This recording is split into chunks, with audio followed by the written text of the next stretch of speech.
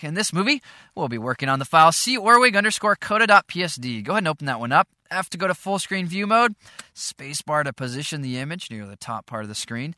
Here we have a couple of photographs of the building where I work. This is a hallway outside of the classroom where I teach. And this is a photograph of a hallway that leads to a gallery.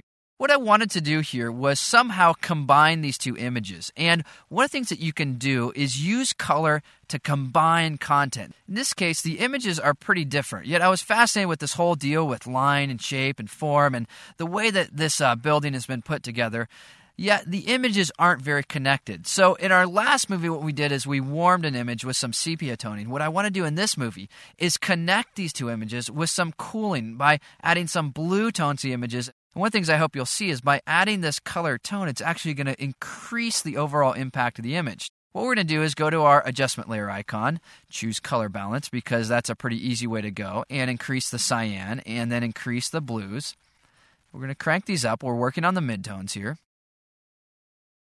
And click OK. Now, in my mind, this is pretty good to go. Beforehand, I didn't have much to work with, but by combining these two images, putting them side by side, so I'm kind of getting this deal with the line, shape, and form, and then also ideally by setting this line right here on the corner, so there's a little bit of a leading on that image. There's definitely some leading going on this side. I kind of have this line, shape, and form thing going, as well as having this color that connects the images. So one of the things I encourage you to do as you begin to work on images, and possibly as you begin to try to connect something, look to using color in somewhat extreme ways as I've done here.